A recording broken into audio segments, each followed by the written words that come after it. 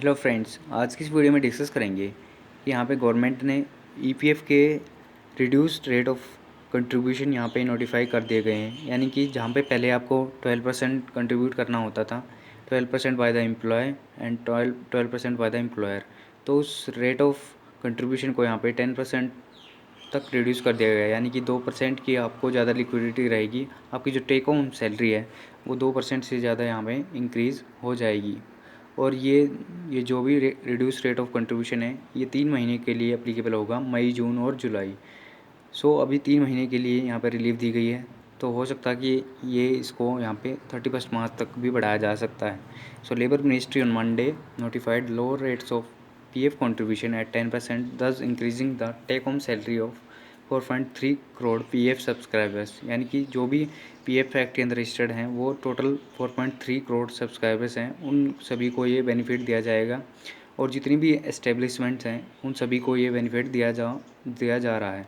And giving relief to the 6.5 lakh establishment, the existing rate of contribution by both the employ and the employer is 12%। जो कि existing 12% है उसको यहाँ पे 2% से रिड्यूस कर दिया गया है for the month of May, June and July.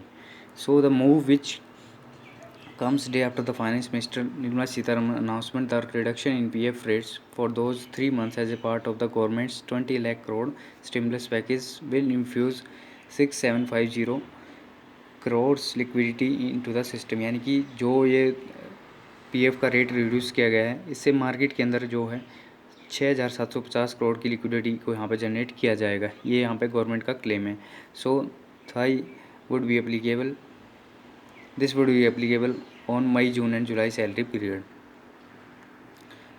So यहाँ पे क्लैरिफिकेशन दी गई है, this would be applicable to all the establishment covered under the EPF including the exempted establishment. जो जितनी भी एस्टेब्लिशमेंट हैं जो ईपीएफ एक्ट के अंदर यहाँ पे कवर्ड हैं, इंक्लूडिंग एग्जेम्प्टेड एस्टेब्लिशमेंट को भी ये बेनिफिट मिलेगा। However the government which is the employer in case of the central public sector enterprises and state public sector enterprise will continue to pay 12% as its share। यानी कि जो government establishment है और जहाँ पे गवर्नमेंट सैलरी प्रोवाइड करती है उनके केस में ये जो पीएफ का रेट है वो 12% एज इट इज़ रहेगा, उसमें कोई भी चेंज नहीं किया गया है। So even the establishment covered under the earlier announce 1.7 lakh crore Pradhan Mantri Garib Kalyan Yojana will not be covered under the said notification. So जो पीएम कल्याण योजना के अंदर जो एम्प्लॉयज़ कवर्ड हैं वो इस नोटिफिकेशन के अंदर यहाँ पे कवर्ड नहीं किए गए हैं।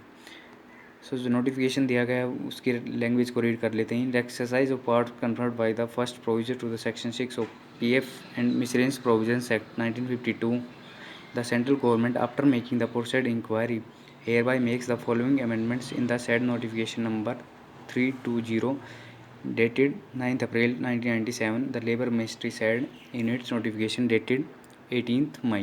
So whereas due to the COVID-19 pandemic, lockdown is in force across the country and the central government after making the necessary inquiry is satisfied that to provide liquidity in the hands of employers as well as the employees, there arises a need to amend the notification of the Government of India in the Ministry of Labour dated 9th April 1997 it added। सो 1997 के बाद जो notification release किया गया था उसके बाद ये amendment की गई है, रेट ऑफ जो कंट्रीब्यूशन है उसको यहाँ पे रिड्यूस किया गया।